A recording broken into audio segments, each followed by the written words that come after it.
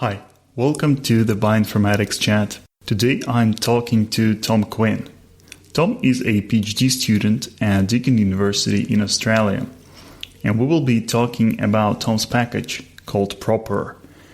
Propr allows you to analyze relative data, the kind of data you get from a high-throughput sequencing experiment. So I just want to warn you that some parts of the podcast are going to be rather technical, and you'll have an easier time following our conversation if you open Thom's preprint and keep it handy. So when we reference, for example, standard log ratio or variance of log ratios, you can look up what that means. You can find the link to Thom's preprint at our website, bioinformatics.chat/propr. That's the page for this episode. Okay, Thom, welcome to the podcast. Thanks so much for having me. So Thom, you recently got an MD degree from the State University of New York, and now you're in Australia writing some R and C++ code. That's not a typical career path for a young doctor, I imagine. So tell us a little bit about your background. Yeah, sure thing. It certainly is not the usual career path. My background is I grew up in New York, not the city part for the international audience, but way upstate, more closer to the Canadian border. And I studied up there. I went to medical school up there as well. My interest was and still is in understanding the biology of mental illness. I had a keen interest in psychiatry and biological psychiatry. And while I was studying in medical school, I had a great opportunity to work in a psychiatric genetics lab. There, I started getting into working with data, analyzing data, at first in the machine learning domain, trying to use various classifiers, SVMs, neural networks to predict disease states or therapeutic responses. And I just sort of fell in love with the whole process of data analysis. And as a day-to-day kind of activity, it calls to me and it keeps me going. And so I decided a good next step was to pursue it full-time as an academic student, a PhD student. Interesting. So what kind of mental illnesses are you interested in? I know that schizophrenia is big on genetics. What are the things that you research? Well, these days, most of my time is spent more in methods development, coming up with new ways of analyzing data. But I am interested in generally what are the biological processes that lead to mental dis-ease, whether these are genetic and inherited factors or even genetic changes that accumulate due to responses in the environment. I am fortunate to be involved with one project now that's looking at how schizophrenic medications work, how they affect cellular transcriptomes. And so this has been a joy to work with. But for the most part, I'm a little bit distant to psychiatric research right now, although it's always in the back of my mind and something that I'd like to get involved with more as time goes on. Okay, got it. So tell us about your package propr. What does it do? Yeah, so this has been a great project to be involved in. It all started with a paper that's written by this professor out in Queensland by the name of Dave Lavelle. And he published a really interesting article discussing this concept of proportionality. And we're going to be talking about this a lot, I'm sure, throughout this podcast. But the basic premise of this is that a lot of the data we look at as biologists has a certain property to it, a certain nature about it, which is that it's relative. It's essentially a type of percentage-based data, whether we acknowledge it openly or not. And when you analyze percentage-based data or this kind of special relative data, certain conventional analyses simply do not work. And one of them in particular is correlation. And this was first identified in the 1800s by Pearson. And what you get are these things called spurious correlations. That is, things which are not correlated in true absolute space. When viewed and studied in this constrained type of data appear as if they are associated. And the whole purpose of propr is to provide an alternative way of understanding associations between features, whether those are genes or transcripts or any other type of modality, that using a method that respects the relative nature of data and provides valid results in that context. Yeah, so the way I understand the term spurious correlation is when you gather some data, you compute the traditional Pearson correlation, and for instance, it gives you a large correlation, but in fact it's a small correlation, or it gives you a positive correlation, but in fact it's a negative correlation, right? Do you happen to know any horror stories? Like, were there any papers retracted over these spurious correlations? Ooh, that's a good question. I don't know. One of the concerning things about spurious correlations is that when we move into the domain of next generation sequencing, high throughput sequencing, where you're measuring tens of thousands of genes simultaneously, spurious correlation is no longer a one-off thing, but it becomes a ubiquitous event. So when you're studying 10,000 genes and you're looking at correlative structures between 10,000 squared pairs, it's no longer just one possible spurious correlation that's appeared, but there's a systematic thousands and thousands of spurious correlations that appear throughout the data. Yeah, that's a good point. So let's try to explain where this danger, or when this danger of spurious correlations appears. First, maybe it's worth to clarify what exactly we mean by relative data, and maybe give some examples in like usual biological assays. Absolutely. So relative data is a type of data where the numbers themselves are not so much meaningful, except as they are relative to another number within that data set. So this comes up quite notably when studying next generation sequencing data. And this has been my focus in the development of propr and the application of propr. So we have this idea of, let's step back a second. So the way we collect this kind of data, and so this is high throughput sequencing. This is getting gene expression counts or transcript expression counts for thousands of genes simultaneously. And this is done with a sequencer. And the way the sequencer works is that there's a sequencing depth. And the sequencing depth is the number of transcripts that will get sequenced during that assay. All of the information that you collect from a sequencer is essentially relative to that sequencing depth, to the total amount of sequencing that's done, such that if there's more of one particular gene in your pool that you're studying, it actually lowers the measured values of all of the other genes. So the actual numbers you get back from the sequencer are not meaningful in their own right. However, they retain the ability to be meaningful relative to one another. That is to say, if you got 10 counts of one gene and 20 counts of another gene, that's equivalent to getting 100 counts of one gene and 200 counts of another gene. And this makes sense if you're familiar with how sequencing works, and you think about sequencing depth, that if you increase the sequencing depth, that's going to increase the recorded abundances for all of your genes or transcripts or whatever it is that you're looking at. Okay, so let's go with this example of RNA-seq. So imagine I have an RNA-seq experiment and I analyze many samples. Now, if I take the correlation between different samples, so I look at how the expression levels in sample 1 correlate with the expression levels in sample 2. Although these are still relative data, this is not the kind of correlation that you are warding against, right? Correct. So what's the difference between, like, what specific kind of correlation presents this danger?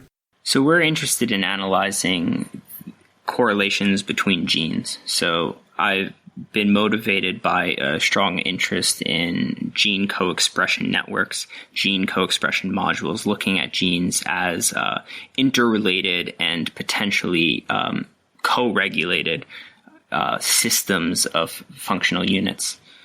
Now, from this lens, this is where spurious correlations can certainly emerge due to the fact that sequencers produce relative data. If there is any differences between your samples and how your samples are prepped, when you're analyzing it, spurious correlations can emerge. Yeah, so maybe to give a like an easy to understand example, if you're comparing two genes, right, or two transcripts, the expression of two transcripts, and if their expression is independent, so in theory it shouldn't be correlated at all, right? But you also have a third transcript which sometimes is highly expressed and the other times it's very lowly expressed. And so when you take this these ratios, then the two uncorrelated genes, their relative expression will be low when the third gene is highly expressed, and their relative expression will be high when the third gene is lowly expressed. And so it will appear that they are highly expressed or lowly expressed simultaneously, right? And this will lead to a spurious correlation. Yes, that's exactly correct. And going back to my comment on how sequencers work, this is implicit in this idea that the increased abundance of one of those genes alters the abundance of all the other genes. The third variable that you are discussing there, say a third transcript that can change the apparent correlation between two other transcripts, does not necessarily have to be a third variable, but could also just be the total amount of sequencing that was done for that sample. Right, although like if it's the total amount of sequencing, that's easy to account for because we always know the sequencing depth. So we can always normalize by the sequencing depth. So we can essentially assume that at the beginning we normalize, right? If we have this matrix where the rows are samples and the columns are transcripts, and we have expression counts, we can always traverse by rows, and for every row, we divide the row by the sum of all numbers in that row. So essentially, we get percentages. And once we move to the percentages, it no longer depends on the sequencing depth, right? Yes, I think you are right there. For instance, we can say that in this sample, the transcript 1 is expressed at maybe 1 TPM, right? 1 transcript per million, meaning that over million transcripts, we expect one to belong to this particular isoform. And that no longer assumes any particular sequencing depth, and so we can compare these numbers between samples, right, on the relative scale. But the problem is that once we compare them like within the sample, across samples, if it makes sense, right? So we take like two columns of this matrix and we look at how these TPM values, transcript per million values, how they correlate across all samples for these two transcripts, right? There we have a problem because they can get high or low simultaneously because of some third or some sum of the expression of all the other genes. Yes, that's actually a really good way of putting it. And you're right. When you think about the data in that normalized sense as transcripts per million, say, this is where you see quite clearly that some third variable can be altering the signal that you're wanting to look at, for the reason that this third variable, if it is in large quantities, then what you expect would be, say, a default of 1 transcript per million can actually be lower without having any different absolute quantity in the pool of RNA that you were studying. Mm-hmm. In your package propr, and also like in this general line of work that is pioneered by Lavelle, there are certain building blocks right? So I'm thinking about CLR and ALR, right? Yes. Upon which the more complex metrics build. So why don't we talk maybe about CLR for now? Yeah, absolutely. So all of this borrows from this way of thinking about math and numbers known as compositional data analysis. And so this begins sort of in the 80s with this guy, Atkinson. I think it's useful to first consider, at least for me. So again, I, as you've heard from my bio, I've approached this problem as coming from a biological background, from a medical clinical background. I'm not a mathematician, and so sometimes the math concepts I need to have some more background for these to make sense for me.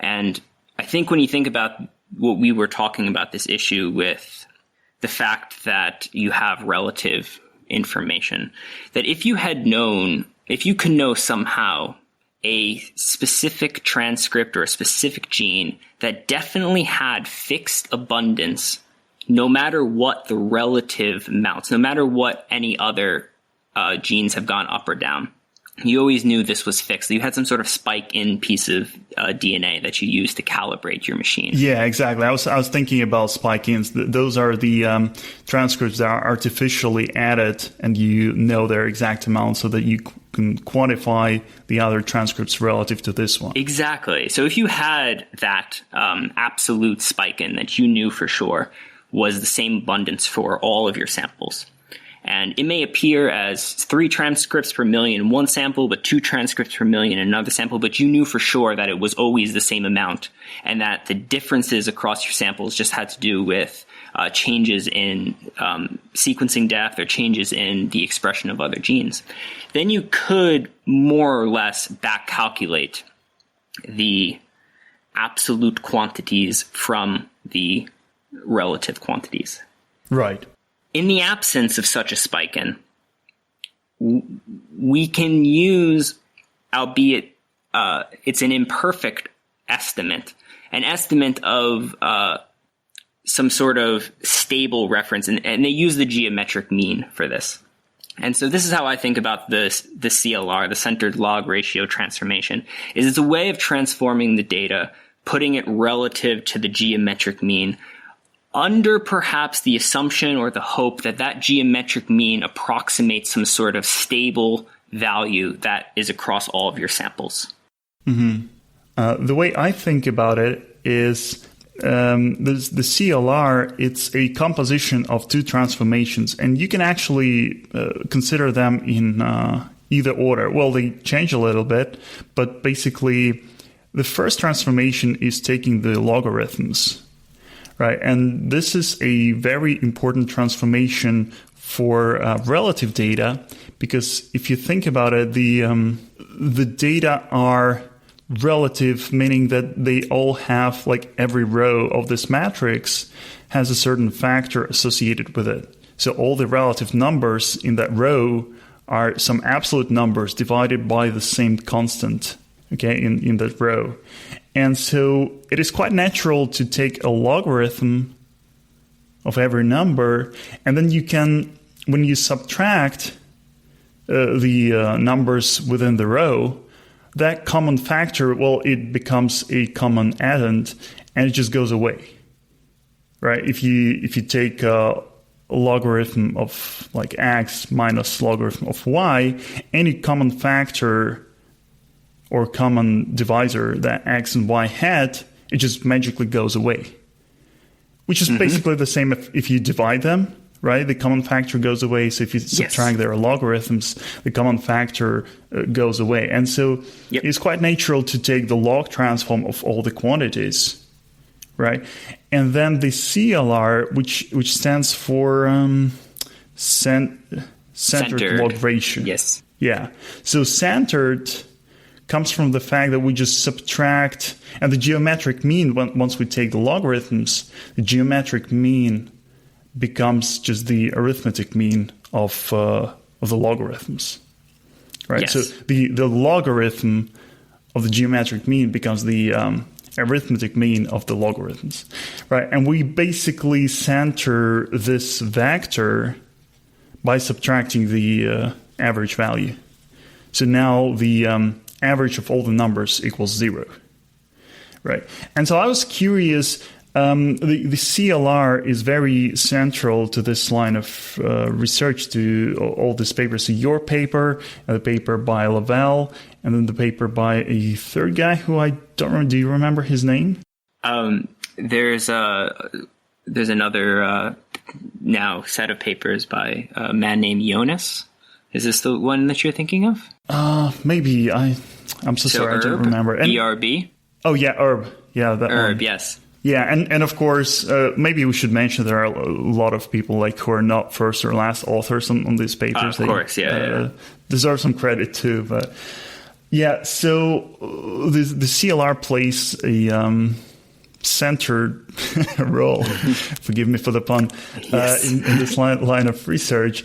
And I was curious, why is it important? Do you know why it is important to subtract this arithmetic mean of logarithms or divide by the geometric mean? Well, there's a few things that you've brought up there. So, yes, most of this work does involve the centered log ratio transformation of the data. As I understand it, the reason why we do this with regard to proportionality is a little bit different than the reason why this is done otherwise. The reason why we do it with proportionality has something to do with yet another measurement, which I think we'll get into shortly. But I do want to emphasize that the centered log ratio, in my mind, is a bit of an imperfect way of massaging the data so that everything's on the same playing field. Now, as you brought this out, as you're subtracting out a common factor from the data effectively by doing this log ratio transformation. The assumption is that the geometric mean is the common factor that's being subtracted out, but that may not necessarily be true. Well, not really, because if you really subtract those numbers, right, then it doesn't matter. Like this geometric mean, it becomes just another common factor that is, again, it cancels out. So let's say I sequence to I do RNA sequencing, and I have two transcripts, two isoforms that I'm interested in, isoform 1 and isoform 2. And I have their expression levels, right? And so I know that for isoform 1, I got maybe 10,000 reads. And for isoform 2, I have 1,000 reads. Okay? So yes. I don't know about, well, I do know the sequencing depth, but it doesn't matter because it's a common factor. And I don't know the total amount of RNA in the cell or in the sample. But again, I know it's a common factor. So these 10,000 and 1,000, they're relative on the same scale. And if I take the ratio of them, which is 10, then I know that 10 is ignoring all the statistical complications, right, random sampling and all that. Mm-hmm. But 10 is more or less the ratio of the number of the physical number of molecules of the first isoform and of the second isoform, right? Yes. So if I then divide them by the geometric mean, so we have 10,000, we have 1,000, their geometric mean is I think like 3,000 something, right? If I divide them, I get something like 3 1/3, more or less, right? But their ratio is still more or less 10. Well, it will be like square root of 10 and 1 over square root of 10, and their ratio will be exactly 10. Yes. So the ratio doesn't change. Yes, you're absolutely correct. I understand where you're coming from now. Yes, when you're looking at log ratios between, say, different genes or different transcripts, any type of scaling factor, say the geometric means, presumably cancel out or mostly cancel out. Yeah. However, there are contexts in which you consider just the centered log ratio transform data without necessarily looking at log ratios. And so the terminology, the centered log ratio, is a little bit confusing because the log ratio that is being referred to by the centered log ratio term is the log ratio of the abundance to the geometric mean, not necessarily the abundance of one transcript to another transcript. Absolutely, yeah. Now, when we're talking about just log ratios, as you pointed out there, the scaling factors are not meaningful or not relevant. And one thing we can do with log ratios, because scaling factors don't matter, is consider the log ratios just on their own right and their own merit. And there's a really useful measurement of association, and this dates back to the work by Atkinson, which is looking at the variance of the log ratio. So how much does a log ratio vary? So now you're talking about the actual log ratio, right, between two columns, not this. So yeah, the CLR, you're right. It's confusingly named because there's no actual ratio there. It's just centered logarithms. It should be called centered logarithms because we take the logarithms of the relative data and then we center them. And centering them involves like ratio before the logarithm or subtraction after the logarithm, but these are just centered logarithms, right? Yes. But when you talk about the what's it called, VLR, variance of the log ratio, yeah. Yeah, so then you have actual log ratios because you divide like one column by another column. Correct. Right, element-wise, and then you get this vector of ratios. Then you can take the logarithm and take the variance of this vector, the sample variance. And why is this a good metric? What does it show?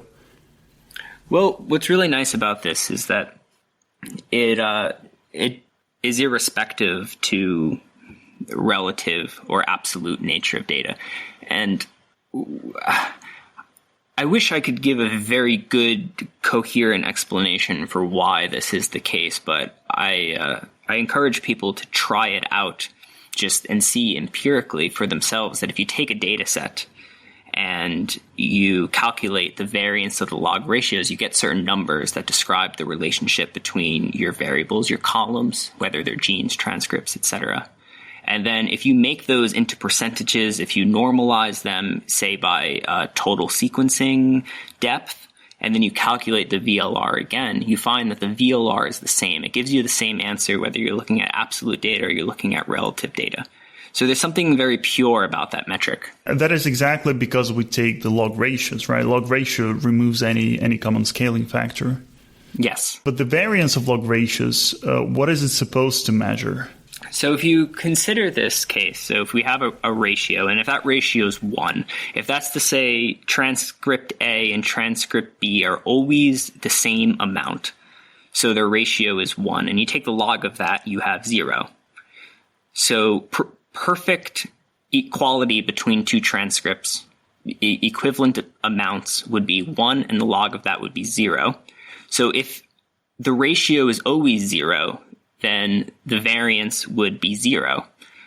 Alternatively, if there's always twice as much of one transcript as there is of the other transcript, the ratio is always 2, and the log ratio would always be log 2, but again, the variance would be 0. And so we can come to see that if the ratio between two transcripts are the same no matter what, then the variance of the log ratio is 0, and that would suggest that they are in some type of coordination with one another. And so the VLR becomes a way of measuring coordination that works for both relative data and absolute data. Yeah, but the problem is, of course, it's never 0. And then, like, how do you interpret a number that is not 0? Like, how do you interpret number 5? Yeah, correct. This becomes a problem, and an additional problem is not just the interpretation of these numbers, but also the fact that the variance of the log ratio is sensitive to the variance of the individual things within that ratio. And so you can imagine that if transcript A is particularly variable, then just by chance alone, the variance of the log ratio may be less tight because one of those genes has more variance within it. So how do you address this?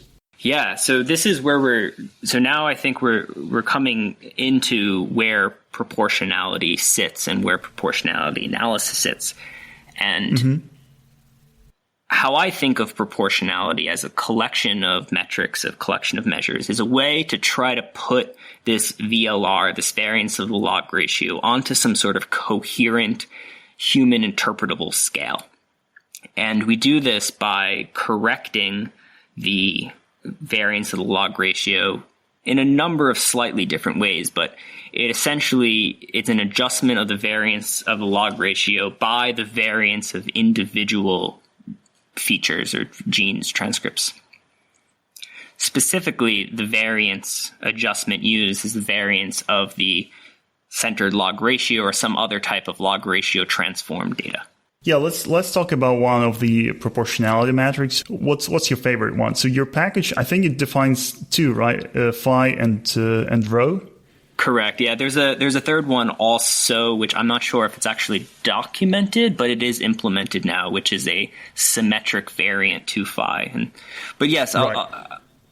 Broadly, the two differences between them, for the most part, is that phi is much more similar to the VLR in that it ranges from 0, meaning perfect proportionality, to infinity, meaning no proportionality. And it has an advantage in that it's analogous to a distance measure, where you can think of the closer two things are in coordination, it's like being close in distance and you're near 0. The other one, which I have a slight preference for just because to me it's more analogous to correlation, is the metric rho. And so rho varies from -1 to 1, where either -1 or 1 indicates perfect proportionality and 0 indicates no proportionality. Yeah, I like rho more too, to be honest. So it is indeed like very similar to correlation. The way rho is defined is that we take the covariance of the logarithmically transformed vectors, or maybe CLR transformed vectors, and divide the covariance by the half sum of variances of these vectors. So this is somewhat like correlation, because in Pearson correlation we divide the covariance by the geometric mean, by the square root of product of variances, but here we divide covariance by the arithmetic mean of variances. So do you have any insight why does it matter? Why should we not divide the covariance by the geometric mean, but by the arithmetic mean? Yeah, this is a really good question, and I'm going to cop out a little bit by saying yet again that I'm not a mathematician. I'm a biologist turned programmer, and so I don't always have the best articulation of the theory for why, but I can give you a practical sense that I have of the difference. And as I understand it, rho, as you described, doing this arithmetic mean versus Pearson's correlation doing this geometric mean in that denominator portion, the effect that rho has over Pearson's correlation is that it only calls proportional things that have linear relationships in log-log space. So correlations can sort of have any sorts of shape. Any line, and essentially any way you can draw a line gets called a correlation. For something to be proportional, again, when you're looking at log transform data, it has to be a line with slope m equals 1 and any intercept. So it has to be a straight 45-degree angle line. Yeah, but I think that's specific to the log transform, right? So once you take the log transform of the quantities, right? You have the effect that you described. So we should make it clear that you should not, like if you take the correlation of different transcripts in your RNA-seq experiment or something like that, this is actually applicable to many more genomics experiments, right? So we can talk ChIP-seq, we can talk like 16S RNA sequencing, some metagenomics analysis, whatever. If you want to compare two columns in this matrix, if you want to compare, let's say, two genes, you should not take correlation of the raw count data or even normalized count data. You should transform them logarithmically, right? That's what we're saying. Or maybe apply the CLR transform. But once you apply the CLR transform, right, and you still have to compare them somehow, these two columns. And so one way to do that is to have this raw metric, which is defined as this correlation-like thing, except instead of the geometric mean of variances, we have arithmetic mean of variances. But I think they're pretty similar in this regard, as long as you apply them to the same data, to the logarithmically transformed columns. So I'm curious if you know any difference between the normal correlation and this arithmetic correlation. Maybe there is not much difference, and you should just in your package you should implement like normal correlation of the logarithms. Yeah, this is a good point, and this is something that has been done. I think Spark is the package, looks at correlations of centered log ratio transform data, and I think there's a way to do it in the Aldex2 package as well, which is a compositional database approach. You raise a good point that this is something that could work, possibly does work. I have the intuition just from looking at data that there's something about the correlation coefficient when applied to centered log ratio transform data that still gives spurious results. And I'm not exactly sure why that's happening, but empirically this is something that I've seen. And the way that I assess this is that I have some absolute data set, some sort of real counts, and I sort of artificially constrain it to be relative, and then I run a number of different analyses and sort of benchmark it. There seems to be something about proportionality specifically as opposed to correlation that even when you're working with log ratio transform data is more precise and is less falls less victim to this detection of spurious associations. Very interesting. So I think if you investigated that would make a great paper, actually, because I'm thinking about the Pearson correlation, and it's like as ubiquitous as you could wish, right? Like everyone's first choice is to compute the Pearson correlation. And on the other hand, we have this correlation-like thing, which is like slightly modified correlation, which is the covariance divided by the arithmetic mean of variances. And like no one knows about it. Like I was trying to maybe find how it's called. So I Googled. I tried to Google for something like covariance divided by, sum of variances or average variance. And there is nothing. So it's very little known. No one uses it. It has no name. And yet they're quite similar. So it is very interesting if one has some properties that the other doesn't have. It's very interesting how they compare. So I think that this would be a great research topic. The closest thing I think to this, and this is I think Dave mentions this in his paper, and I know certainly Jonas does in his, that it is slightly similar in form to. It's called Lin's concordance correlation coefficient, so the CCC. And it differs, though, in that the CCC was made as a specific test for two features to not only just correlate, but to specifically correlate along y equals x plus 0. So that line, 45-degree angle line through the intercept. Now, you distort this slightly to get rho, and what rho becomes for is a test for any two pairs, whether or not they retain a slope of 1. Yeah, so by the way, how does propr fit into your research? So you're doing your PhD. Is propr like the actual subject of your PhD, or did you need this as a tool to do something else? Yeah, it's a big part of my PhD, and not just propr, but also some downstream stuff that Dave, Jonas, and I are sort of working on together. One thing that will hopefully come next, and is sort of we're beginning to roll it now, is differential proportionality analysis. So sort of the same way you can do different tests between differences in correlation, you can sort of derive some sort of way of testing differences in proportionality as well. But my ultimate goal, where I hope to use this, where I see it as being used, is in multi-omics analysis. And I think that there's something potentially really valuable about being able to lift yourself from the burden of having to normalize your data, which may allow integrating multiple types of data in a way that is otherwise unachievable. Right, yeah.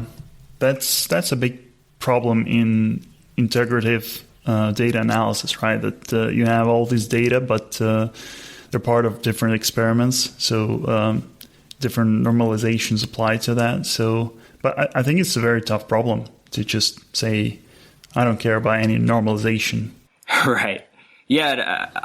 This is something that I've always sort of struggled with, is how normalization's done, why normalizations are done. I've always felt that a lot of times they're picked somewhat arbitrarily, and that's always made me very uncomfortable. And I'm very much attracted by this idea of trying to sort of step away from normalization and sort of just looking at data for how they are, rather than trying to push them into some sort of confirmation that we want them to fit. But this opens up a realm of other problems in trying to do this, of course. What can one do with your propr package? So one thing I could do, I guess, is just compute the correlation. This not correlation, but proportionality, or something close to the correlation of the logarithms of two columns of two features, like maybe two isoforms in RNA-seq experiments. But there are more things that you can do. So, for example, you give a demonstration of how one can do clustering using propr. Can you describe in some detail how that is done? Clustering in propr works very much like clustering correlation coefficients. So if you have some sort of matrix of genes, 10,000 columns, and then you compute 10,000 squared correlation coefficients, or in this case, proportionality coefficients, you can cluster them and find groups of genes or transcripts that are related with one another based on their proportionality coefficient. So, gene A is proportional to gene B and also gene C. So this forms sort of one module here. In the case of rho, the native implementation in propr is to just simply do one cluster based on the distance measure of 1 minus the absolute value of rho. This is typically how people do it in correlation clusterings. On the case of phi, which, as I mentioned, goes from 0 to infinity, you can just sort of cluster on phi directly without any type of other modification. It does appear that those two approaches to clustering more or less kind of approximate one another, which is reassuring. But I'm very much interested in sort of using this information to try to find gene modules and gene networks. So let's talk a little bit about the implementation of propr. You decided to write it in C++ and expose it to R through RCPP. So I'm curious, was the pure R implementation too slow, or was it too memory inefficient? How did the two compare? Did you get the large benefit from writing in C++? Yeah, R is great. I work in R most of the time, and it is really the standard for bioinformatic analyses, I think, for the most part.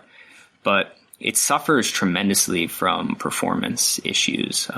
It has to do with this property, which is called copy on modify behavior. So whether you realize it or not, nearly every action you take in R essentially creates a copy of the object. And so this is copying data from one place in RAM to another place in RAM. And this is fine when things are just a couple kilobytes or maybe even a couple megabytes. But when you're dealing with 10,000 gene squared or 40,000 gene squared proportionality matrix, we're talking about gigabytes worth of information. And if every time you manipulate that object, you create a 5 gigabyte copy, it becomes very, very slow and very RAM inefficient. Right. So I think the idea is that you shouldn't actually modify. Like in your work, why do you have to modify this matrix?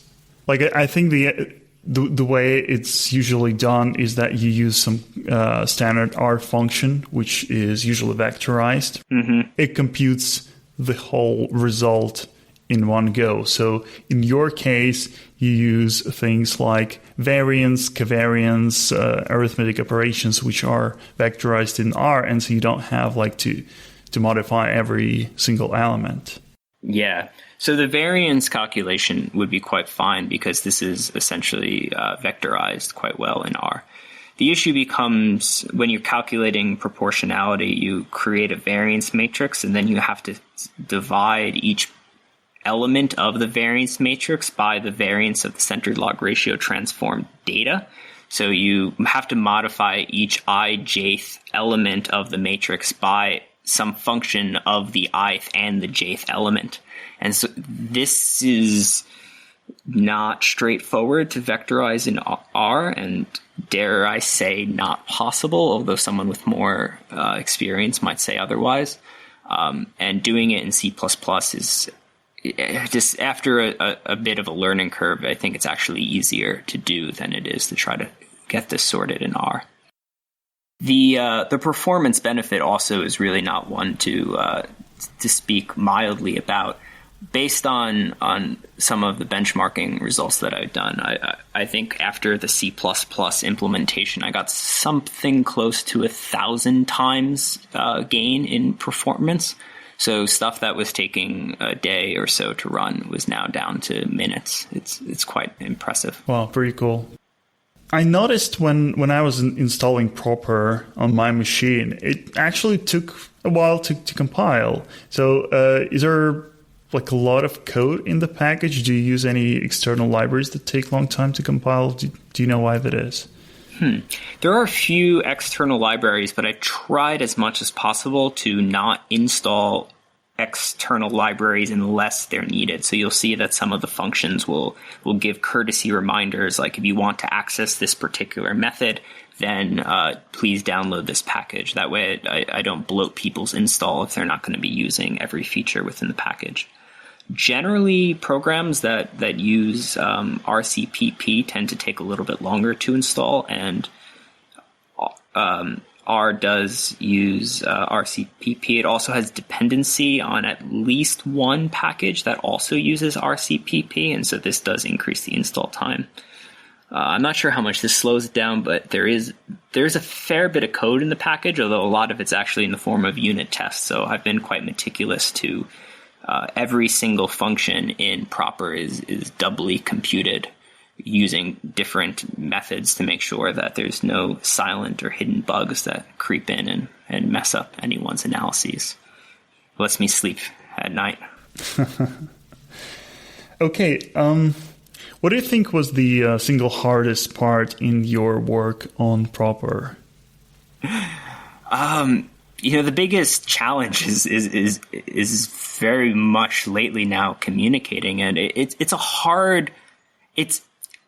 interesting because in some ways I think the problem is arithmetically rather simple, but it's so conceptually unintuitive, and so it was really hard for me to understand what these functions are and what they do, what these equations mean. And likewise, communicating that to a wider audience has been a really challenging issue. This is one of the first projects that I've ever been on where I don't have an elevator sales pitch for what I'm working on. It takes a conversation. It takes a dialogue like we're having here, I think, to get somewhere. And this has been difficult. And I'm still learning on how to talk about this. Yeah, maybe next time you have to explain what propr is, you just point them to this podcast. I very much plan on doing that for sure, yeah. Awesome, yeah. So I think we'll be wrapping up. Is there anything you would like to promote or talk about? Yeah, I think one question that people maybe would have is how can I start using this now, or what can this give me? And we did sort of talk about this a bit. Calculating proportionality matrices is analogous to correlation matrices. One way that I've been using it with some of the projects that I'm in, and I think if people are looking to get started with propr, I think this is a good place to begin, is using proportionality as sort of a network, a lattice through which to understand differential expression analysis. And so differential expression analysis is a pretty standard part. But I think there's an important piece of the picture missing with differential expression analysis, and that it shows you what's different between the groups, but it doesn't really show you how those things which are different relate to one another. And now on quite a few separate data sets, we've used propr to build proportionality networks and then superimpose differential expression results on top of that. And we see time and time again that it's not just you have 100 genes that are differentially expressed, but that you have modules of genes that are highly connected with one another that are differentially expressed. And among those 100 genes, you might have a highly interconnected module of 30 genes that are all going up together. It's not a single gene going up, it's 30 genes going up. And likewise, you have a whole module of genes going down together. And I think this adds a new level of, a new dimension of understanding from the data. So should we expect another package that will make this kind of analysis possible? Because I imagine it's not as simple as compute the proportions and then apply a differential expression package to, like, I don't know even what, right? The methods of like detecting differential expression between networks or between modules is probably quite a bit different than for individual transcripts. Do you or anyone plan to work on this? Yes. This has not been the route that I've taken. I've been looking at it a bit more simply as computing differential expression, say using classical ways, maybe like a software like Edger.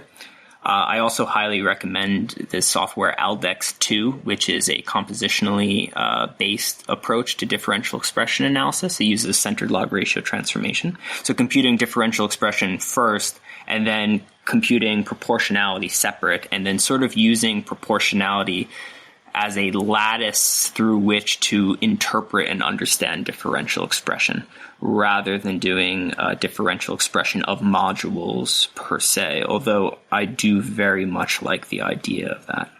So when you use a package like Edjar, what do you apply it to? Do you take the average expression in the cluster, or do you take one representative from each cluster? What do you do there? If I were to use Edger, I would do just a full differential expression analysis. So I would use all genes, all columns, maybe imposing some sort of filter for lowly abundant counts, since they tend to be potentially less informative and can mess up proportionality analysis. But then I'll do a ordinary FDR correction. And then separately, I will calculate a proportionality matrix, filter that proportionality matrix to include some of the most proportional genes. And then I've really liked visualizing this through graphical networks and kind of showing these proportional modules. But it turns out that a lot of the pairs that are proportional often have differentially expressed elements within those modules. That is like Bonferroni corrected standard DE differences. Yeah, so at the end, you have these two results, one from propr, one from Edger, and how do you integrate those? Just by eye? Yeah, there's a helper function that I've put into propr, It's called Cytescape. And what it does is it visualizes a proportionality network as selected based on all. Essentially, you assign an edge between two genes if they have a proportional relationship above a certain threshold. And then it colors nodes based on whether you have DE up or DE down. And the idea behind the name Cytescape is that it exports the data in a way that works for Cytoscape, which is a really great network analysis software. It's all open source and free and available to everyone. And so that's usually my next step is I export it to a program like Cytoscape where I can have a really interactive gander at the data. Very cool. Well, Thom, this was a very interesting conversation. Thank you for coming on the podcast. Thank you so much for having me.